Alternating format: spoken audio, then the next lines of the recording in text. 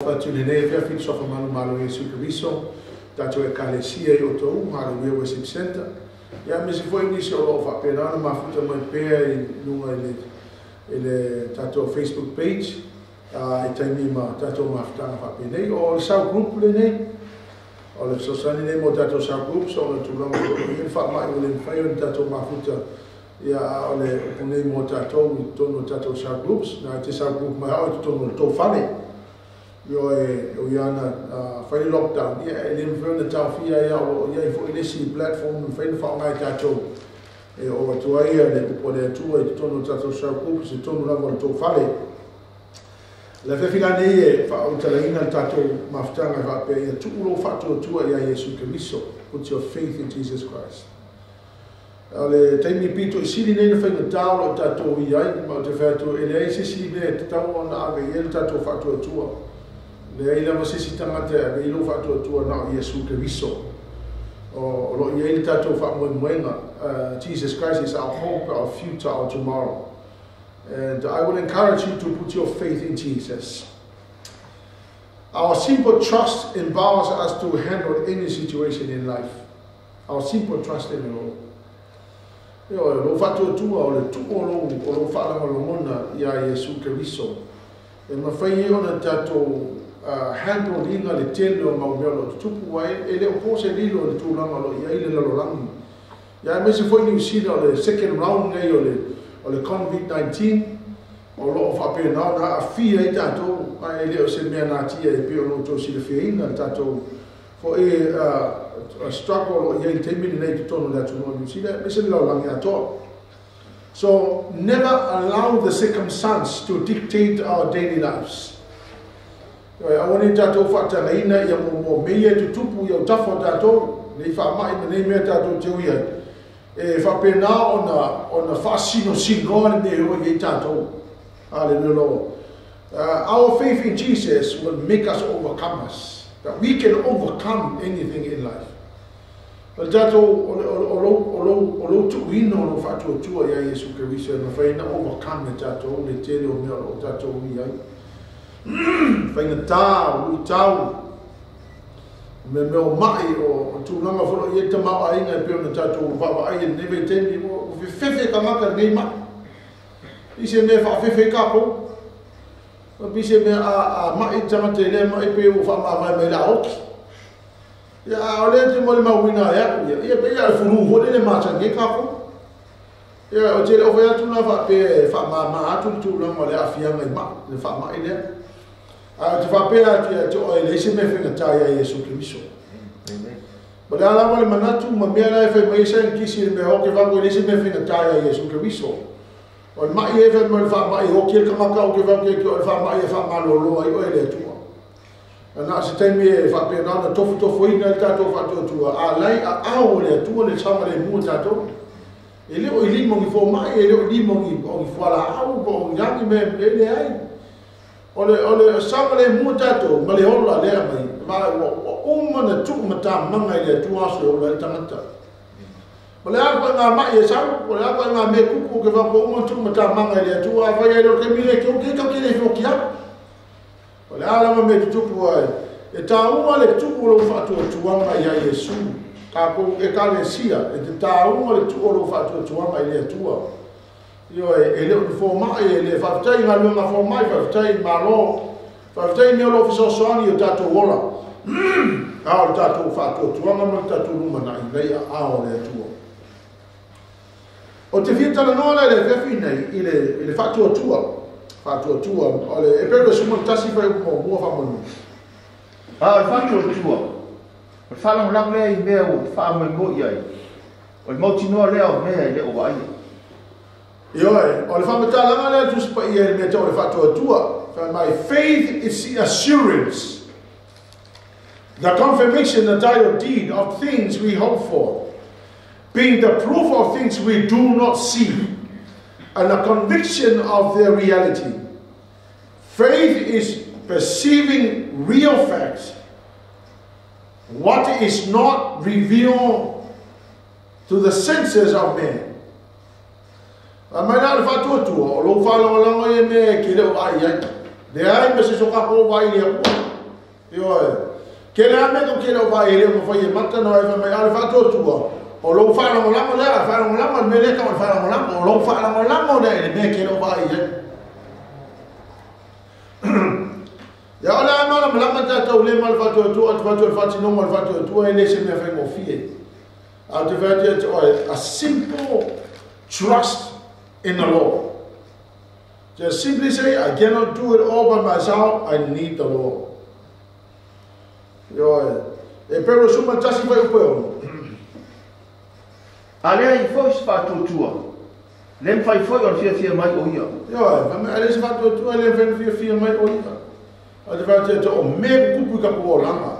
Ka ko ke le fa no langa si ka ka ke le fa no langa fo mai ka ke le fa no langa. O ke le fa ya kuna va pe ko ke o fo mai le fa mo le mar mai.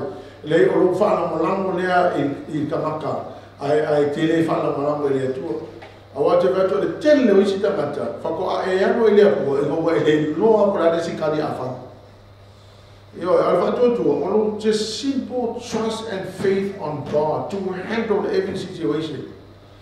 Yo, ole expression of faith, ole famata ina le, ole fati no, ole fato tua, le la so sonia te. Ole perisa fu, fai po tosu malima.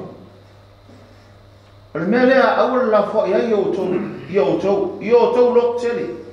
Wow, ye tau ye tele. Yo, ole so sonia tu la la ese translation fa pa lang ye sa wi. Well, let's see translation, the New Living Translation from my soul. Do not throw away the confidence, trust in the Lord. Remember the great reward it brings. Or let's see translation from my therefore, do not cast from your confident hope, for it will receive a vast reward. Or the Amplified Translation from my do not fling away from your fearless confidence. It carries a great and a glorious compensation of reward. Avolato e tolu meta ua ia ka ua mai I translation e tolu me mombua o lo confidence trust. Pa mai aunge kia ia lo confidence trust. O lo confidence trust o lo mwinga wa makua I e mauki ngoa lama. Lau trust ila wa tua atu ila tua. Me mombua lo confidence trust. O lisi translation mai o le confident hope. O lo na winga o lo fa moe mauki ngoa. All this translation by all a fearless confidence.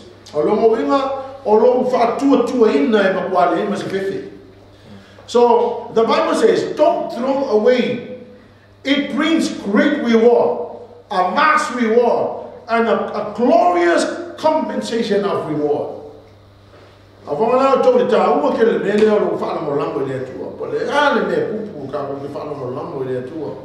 Well, the situation que fala mo lango ele atua. Well, ala me tupu yo tatu langa malu tau lo ka ko ye fala mo lango ele atua. Well, ala mai e hoki, well, ala mai tinga ina to fala mo lango ele atua. Afrika ia nga lunga mai fo mai e me se so fo malo ina ma la to nga lunga lo fatino. Au te vea te o e ku lo fatu to mai ele atua.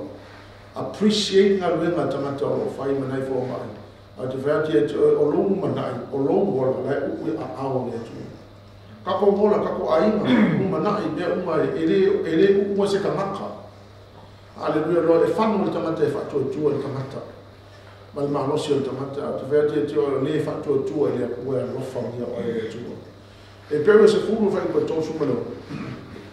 A wawa ngā ia te o tau le o sa. E ia maua e o tau le mea o fula Pe au na fai o tau le fina ngalo le tua. Wa fonga la le o tau na le mena wa o tau la fiong ko ele tua le afoi. Ele tau ko tau furu o le va tau se furu fa ko tau suma le lima. Le tau o le mena o le confidence. Me o le mena o le faith gives you the steadfast patience and endurance. Me o le fatu tua na te amatu ia te o element o le steadfast o le winga o le mausari o le ono sai malo fa maosi e lua na me le te mena e abati te o fa ipuna me momo fa mai o le faith it will enable us to perform and fully accomplish the will of God. O lo fa kua o lo fa tua le na te abatu ia te o le me ka le steadfast patience. And a steadfast patience and endurance will enable you to perform and fully accomplish the will of God. Afo mai, ko repeat o le whakokua, maki a makua e ki oile steadfast patience and endurance. A lua la mea te tele ai maua i mena the steadfast patience and endurance. Number one, it will enable you to perform and fully accomplish the will of God. Lona lua, it receives and carry away and enjoy the fullness of what is promised. Let me repeat. E maua e oe, ma e alu e ma oe fai ma oe, ma e enjoy ngai le ako o koa o mea umanga polo misi ma ile atua i atu oe. O le whakua kuala, ma kia wakua le steadfast patience and endurance. E ka ua nalu lo trusting o le atua. A wa e trusting o le atua ma e ave i eilo whaatua tuanga i le ruma, ma i mo kako wola. O na matu le i atu oe le mea ta o le tu mau le ono sai ma le whamarosi. Pai ko to sumo le ba. A e ola le ami o tonu i le whatu tua. I le malea. Atu muri. E le si lava o roto i ate. Amen. Patient endurance is what you need now, so that you will continue to do the will of God. Then you will receive all that has promised. So patient endurance is what you need, so that you will continue on to do the will of God. Then you will receive all that is promised. The patient endurance, the patient endurance,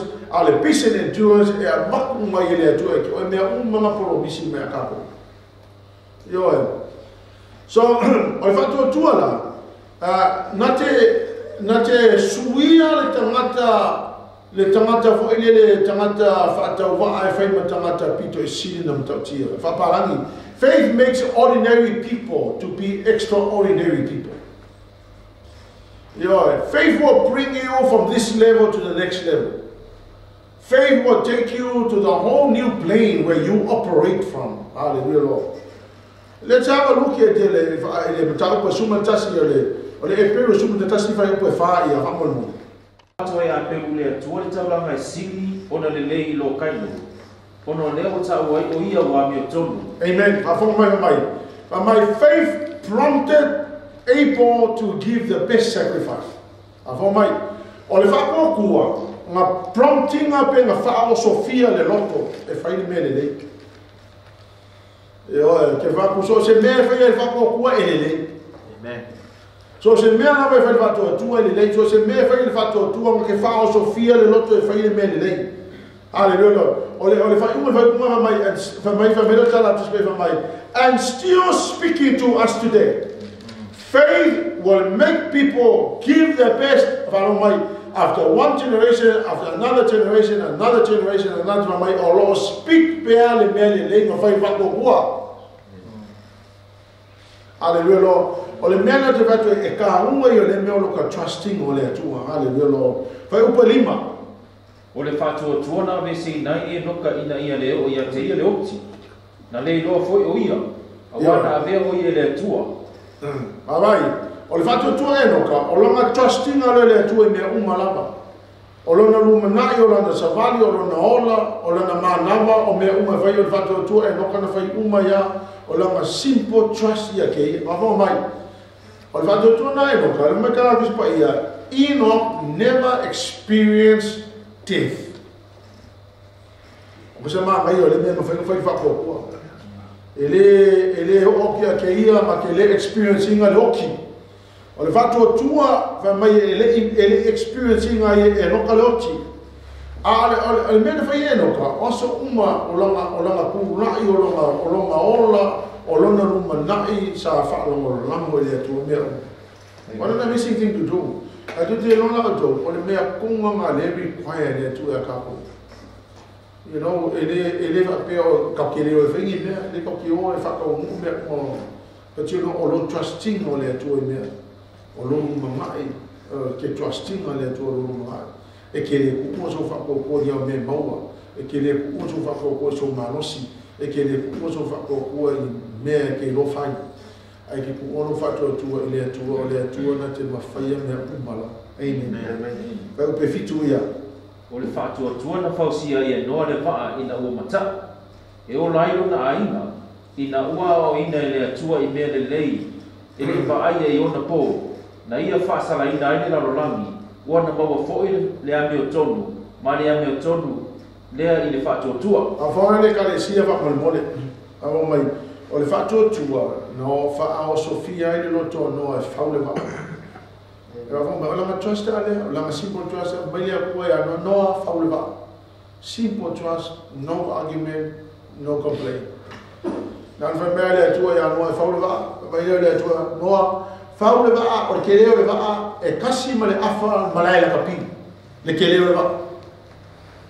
Ia, o whawhai mo fia anga le measurement ngā mai e lea tua ia noa e whaule wha. E peo e kusa e kasi ma le afa malai la kapi. O lo mo ngā kasi ma le afa malai la kapi, o le mo pa keleo. O le mea la le te whai atua I le monimori ka ngaka e ngake trustinga ma kuulo mo whakokua mai le atua. Kase wa e whakoko kasi. O le mea ngā le ke mo vai kaua pia. Ok, lo fo se ka ngaka po kasi ngake whakose wa whapea. Tau kia. Le nge koe ngā wa pe whawewhenga kāla au e whawele wa au le wa e kuse kasi. Kau mara la kapi. Kuse mara la kapi. E fiu le wini sao no pele ki mo e le o ni piko la o ki sela le kele va a e fika la e kele va ile kalbi ma e le kalbi back then ile ko nga primitive ole langa sa ye kele lo va fe kala au mo fa le ko nga kele lo va fe fa it's a massive task. But I tell you, what simple trust will allow us to do things in Makua, it's beyond human imagination. Noah built the ark that withstood all weathers and never wrecked. The professional built the Titanic and sank. And you come on, I think I follow the Titanic there. Ka le Titanic kai me ngā the biggest floating boat ngā iei ngā mai kai.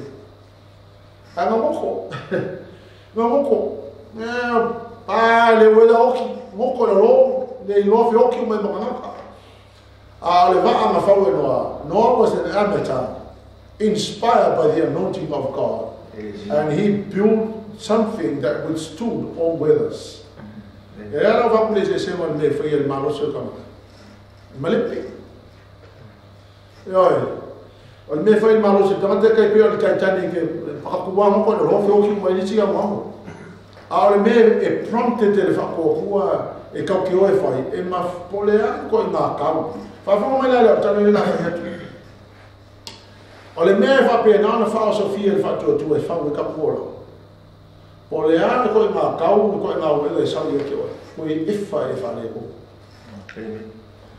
Ai ava pe fa le malo se no ka mal me ma ke ro o kupu la fa la e ska mai me ma le pe ro ska mai me e ki va ska mai me e ko ro ska mai me a fi su e oi ai se ala na fa le malo se ka ka le fi me le tu it's amazing la wa ke fa ka ro bi fa mai ka a ka le a ma la ka si ma la ka pi ma le a fa ma la ka pi ka se va o ke le ro pe ma fe ma ka na o sko Ye lo pega vinga fau mo na va po na fau fa pipi e ni wa fiu na le makangi e lu le va ale ya fika ye le ko mangu ma ve le ko e ma ge le fiu lo ma ge ni yo ma ki ma la ma ke le lo pega vinga a ka le fa o ka si e fa ya ke le ka si le fa na ko ko ya e ke wa fiu le makangi e lu le va o le i la va kasi ale lu he ngar pakang yo le Titanic no ko yo hai ale je se ngar me fa malo se no ta mal me fa ile fa ko le me fa po va o le fa to tuana ana ia peramo ina ua wala wina o ia anu le mea o le amau e fai mona whanua na ia anu fo i le ilo e ia po fea ami ai ia ba le o le po pola ma fa la longa pela i le mea au mai le tu e ke take a step e mo ma le lo po fea mi o le kele ala me fa me le ko ka o ka e uma fika le ma fo uma fika i fika i o fika e uma ka fa se me família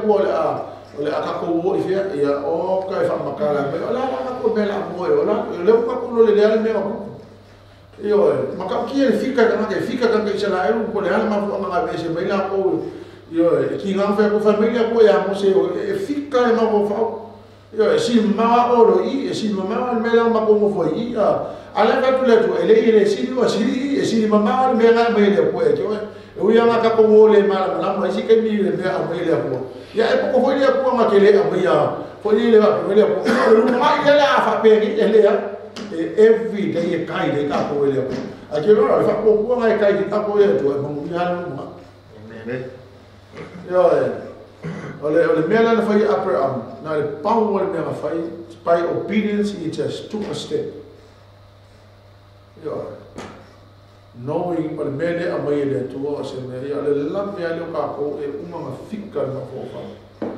yo e uma ma fo fa ma se nga le logic a ja lu o le killo me famiglia tu e ko pa valea il ma fo ma yo a famiglia ko ina tu la ia ma ya lo la fa sino to o ma ko ni ska no mai o fi ni me la ka ko o le ko fe o ya pa wa ka pe am me fa ile ko a famiglia tu ko kio ko ke le ko fe o ya Fokai mana malamba, ika buat kimo mai, bukan umur mela mai. Fokai apa? Esa orang ada buat, yang mela ada buat ini apa? Ilok fai rumah bapa, fikir rumah bapa. Fokai umur mela ni nak buat ini tu. Ayah nak aku faham rumah itu. Mereka nak kira pakai buat kira rumah. Because we only depend on our senses and what we know. Apabila amu familia ia masih rumah, faith is too keen forward. And my Abraham looked forward with an expectation to the city with firm foundation. When I look forward up at Amu, I expect that. Or kasi niya quality from the development or expectation. And expecting God to do something from my God. He looked forward with an expectation to the city with firm foundation. Yo, que le ame a ko ke muli me mali pilepe.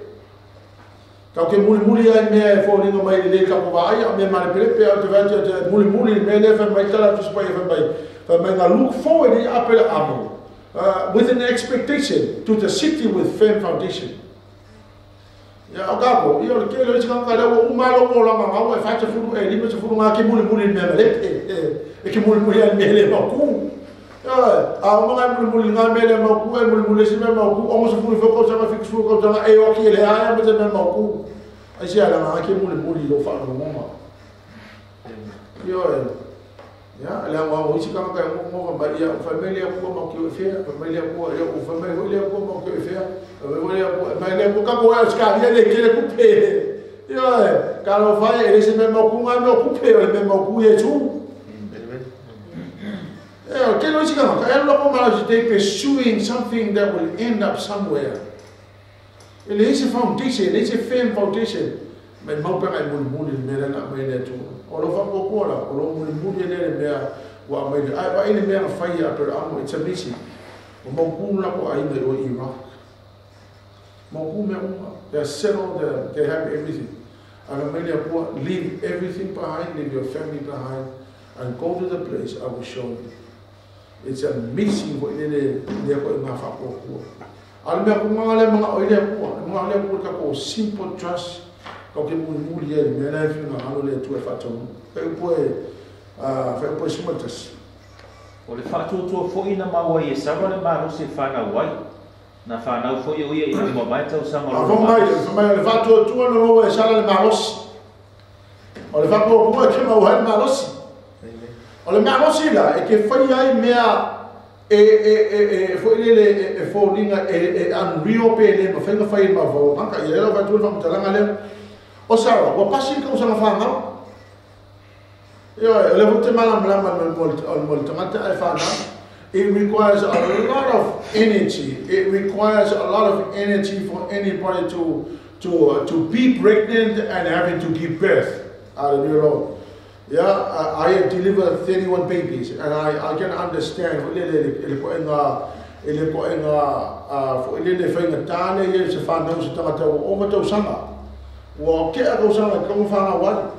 And faith made Sarah receive the physical power. O le whakakokuala, e sui ele vai o kakakingo o ngaka le malusi. O le malusi ele maua se kamaka I songa malusi ele malusi e mai lea kua.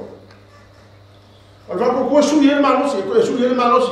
O le malusi wha marika ngaka mai o kea kausanga. O kea kausanga e mo le malusi, o le whakakokua koe whau ele malusi. O e langa o whiku suku kausanga, o le whakakokua koe lusku e o kausanga. E koe kene me whaia. E ma vai mai fia me e valere ma po le chiama caro va po fico sul cosa io la qua quello fece me fai ca ai se ara va fa po quando le mano se coi fai si me fai ca mo e se mano se io hallelujah Lord.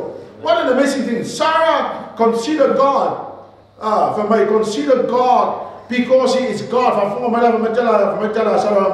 because God promised he is a reliable and a trustworthy God.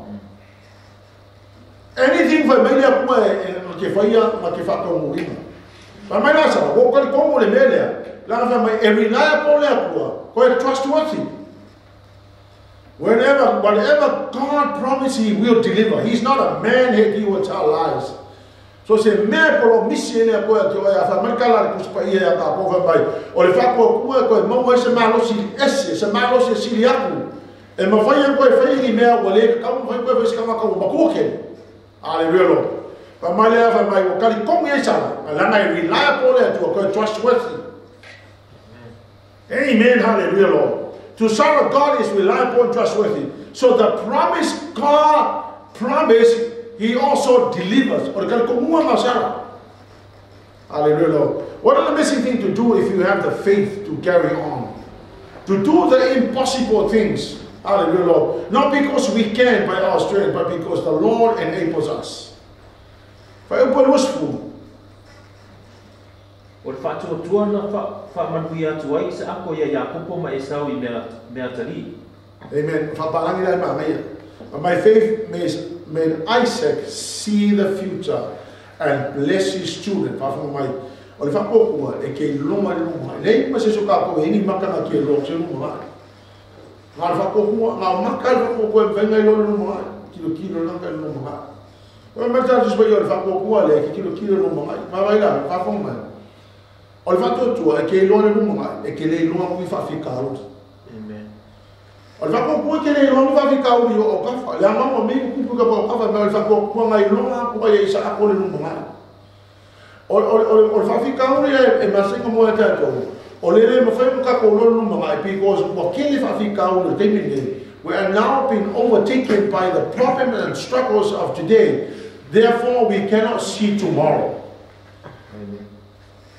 Allora forma il fatto quale e ma fai e non ma e una che le chi mai a cafa e una che le me fa la velanda capo cafa e una che le si ma me e come capo cafa alleluia al fatto qua che non quello ma che non ha qua ma e non le ma o tra poi le cale si ma io awanga disturb capo e me come capo cafa ya va por favor por le porque lo va ver un pouco capo io pa ma me pouco le va pele un pouco e un pouco ma me capo capo va che io fa porque lo quello non clearly you will see the future clearly hallelujah o si la me va bene lo quello non ma o ma ia fa ma muia le na fa na va vai ai che ora fa poco ai a un disturb pinga capo e me va vai you can see the future and you can see your children tomorrow.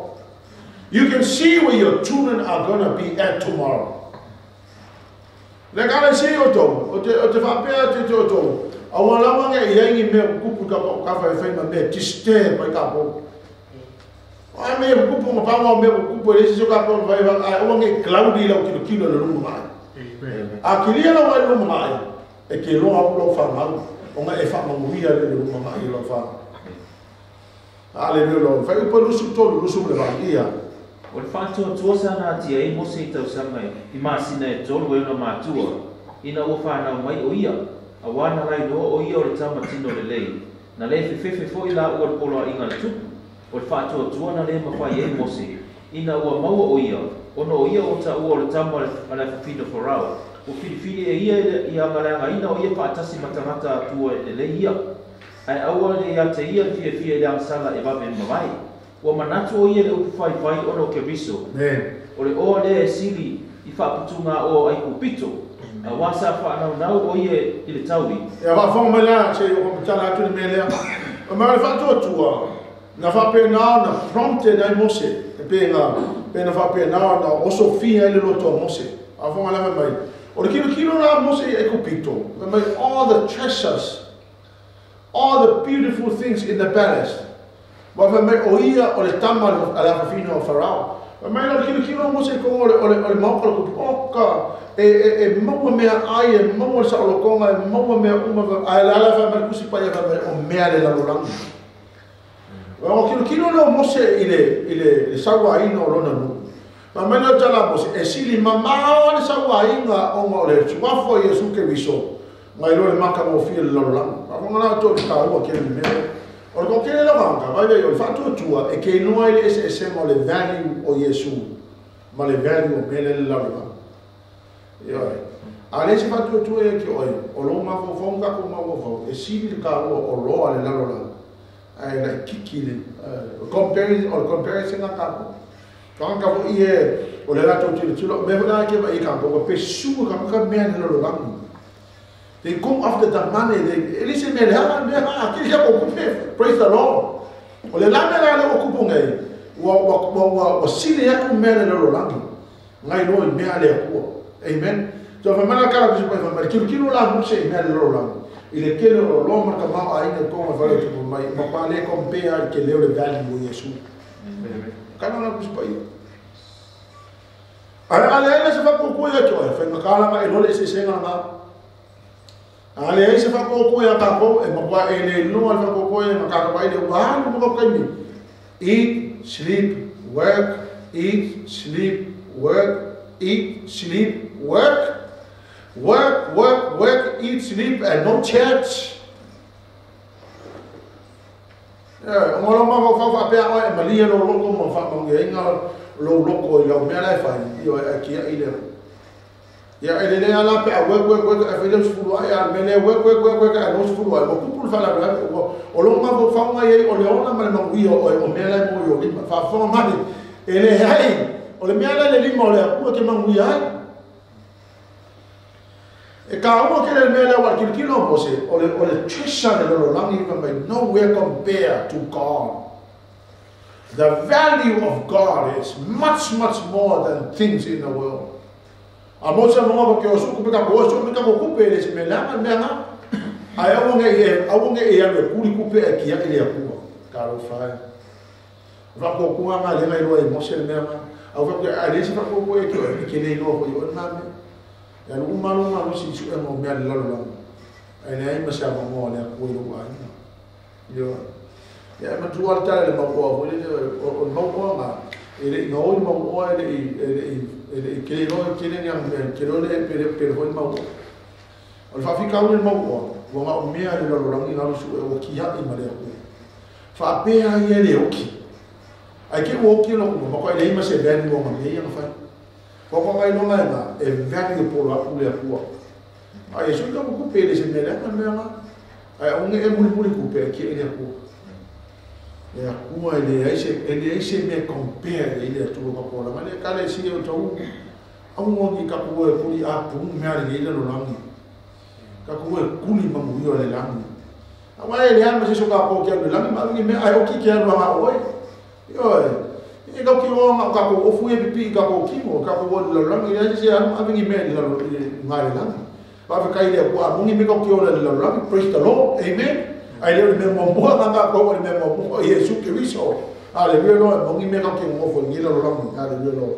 Aí o botou suma no to suma fa ia se a foi lá o to fa ia tu a vai sa le aso e tala tu wai ki tiona ma parako ma samasoni ma ye fata ma tavita ma samuelu ma le perfecta o e na fa to la loina ba lo i fa to tua na fa ye ia mi o tonu ma wai me na porfolaina o a mai tala tu spaia o le lisinaro me o kamaka la ko fato ina loina malo ele fato tu ele vai mai fato ina loina malo il povo comica le ai ele vai mai fato ina loina malo di fama whakawiri. Ele whakoelo ni malo ni mo kankau. Le ai ele whakoelo ni malo ni wapera. Pa mai na lato whato ila loina malo ele whato tua. O se wā ia. Makau kia le powerful ngai pa whakokua ele atu. Almega, o lo whapea tu, Lord, I cannot do it by myself. I need you. Wai vai simple.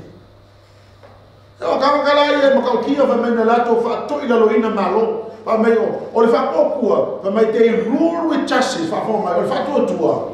La koki a mai ai le ami o tonu e whapea ngā ma mongo ume kangaka le justice. O le mingi o le justice o le mea e se le kāua lo roto le mea. I guess one of the things what they were leading a speaker in to e tau.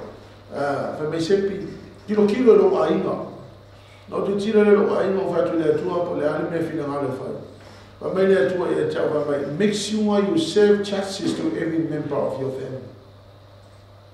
Ya, lo ainga o uso mo to whawhine. Ya, matamata ele o whioki la o mākua. Yo, o tasi le mena whapina tu ele, o whaki ati oi, a le se whakokua se kamaka. E ki nganga me a kua kapa o mia le se kamaka e kukua. Ki nganga me a kua makua o mia le se kamaka e whaia. Yo, o le whakokua le se me le tasi se kamaka, whawhonga mai, le whakokua le kapunge nuko le onga. O kasi makaukia me whai whakokua. O le whakokua wha mai e mongo i mea ununga polo misi e nea tua e tātou. Ioi, vai o le whakokua o le kapo trusting o le atua e whapea ngama whako i laluinga i le whili. Ioi, a simple trust in the Lord. Hallelujah. O le tele i o mea o te monmao te tatu e kalesi, o le tele i o mea wa pihu lele o whai se whakmami anga po se lukitau i e tau, o te tilo ai le soifu o se tatu ta maa. Le sunga le apostol. O mea fo ia na sau mo mai e whai ma mea o te ofo ki o mo whau ia ma pe o te ofo lo loto fo ele i lea koe ngā whatua tua o whau ia i lea tato ta mai i lea tua. Mai e te whapea tua se whakamani anga le e tau ia. Nā ngana mele le te wai mai e subdue my kingdoms. No le whatua tua le rule ai tangata ma le justice o lo whapea ngā e leisi se kakao mia. Nea moni ana e se mana i o lea.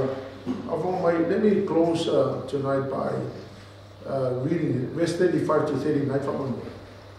Na mau mai whawhine o lātou tangata oti ina o toi tū mai. Na whātau ngā ina nisi. Mo le taria i lātou le o le tanga. Ina ia maua i lātou le toi tū mai e siri o na lei. Na totopo ina isi le tau i munga. Masasa ina. A toa manono tanga. Matu ina i whalpui na whetongia i lātou i maa, na awe se ina i ili, na wawae se ina i ili, na oti i lātou mawhasia i le peru, na whewa i solo, ma ofu i pa o ma moe ma pa oti, o mativa i lātou ma pōpua ngā tia, mwhasau no ina, e lea o ngāne nao langi o na iai o i lātou, na whewa i solo i lātou i vau, ma maunga, ma ana, ma lua ele ele. Ia wā tau le lisi ngā sa, o le lisi ngā sa, o le se me maa ia. O le lisi ngā sa, ka se mea whaita kā, Io, o le oki, o le saua inga, o le lea, se ofo le se mea mo whaita ngā, o le mea mo mau inga me, o le whātua tua sa o ai ngā tangata, whawhonga la ai. Faith in the Lord does not mean absence of struggles and strife and difficulties. Faith also means that we all go through struggles in life. But faith will enable you to go through what you go through. Yo, lisi le fai kaunga yo, le whakokua, whamare mo le lisi le, o le lisi o kamaka whakokua. Maui whenga ka. Aleluia lo. A o inga na ko mori mawinga o whenga kare mo, whakaala ko longa, e ma whai le whatua tua, o na awela tau i te tongo ti ngā ma whenga ta. A mo mai le ai ma te so ka koe le ui ki ngā ma ki whenga kare e le ronga. We all go through struggles and strife of life. But faith will enable you to go through what you go through. I tell you, not only will it enable you to go through what you go through, but joyfully you will go through what you go through. With no complaining to the Lord. but joyfully saying, Lord, with you in my life, I'm able. I'm able to go through what I go through. Faith enables us to go through struggles and hardship and difficulties. Faith provides direction and a path for you to take wherever you are right now to the next level that God had intended for you. Faith embodies possibilities to realities. Hallelujah, Lord. Faith enables us to see the future clearly. Faith is like a childlike trusting God in every step of life. Faith is trusting the Lord for tomorrow. Faith is saying, Lord, without you, I don't have any tomorrow. My future, my hope, my tomorrow is in your hand. Le kalesia, le vamanuia le to yo to vamanuosi yo to lo tele. Yo to fa to me to. Wala ma me o ta to uya o lo so ifu le to le ma se me bisila sila. Be strong and courageous. Do it because the Lord says so. And be courageous to go through what you go through. Vamanuia le to le kalesia. E me se foi da to fa for my name. If you know Yesu Kiriso, God bless you. Amen.